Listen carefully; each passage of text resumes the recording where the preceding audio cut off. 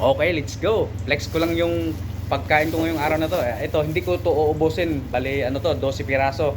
Apat lang yung kakainin ko ngayong araw na to. Tapos, ito yung sinasabi kong madalas kong binibiling saging. Kulay green pa rin siya kahit hinog na. Ito naman yung sinasabi kong ano, na ang pagsuki mo na yung binibilhan mo, halagang 40 pesos, 1 kilo mahigit. Tag 40 yung kilo nito. Kung nagda-diet ka, budget mo 1 kilo lang. Pagka bigyan ka ng mahigit 1 kilo, de lagpas ka na doon sa ano mo. Tapos takpan na natin yung pangalan nito. Wala. Baka ito yung isa, parang ano ko na to, reserva ko sa sa loob ng 24 oras.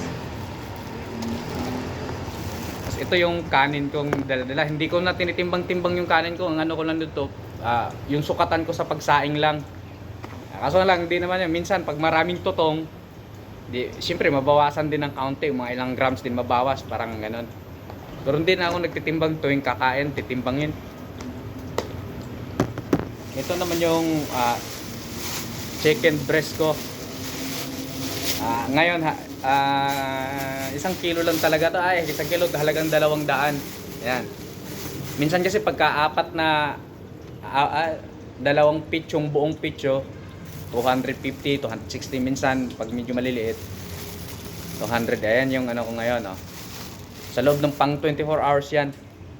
Paulit-ulit lang nakain yan. Minsan ano lang talaga, sabi nila naka-umay, pero pagka walang ka talagang budget hindi ka maumay. Let's go.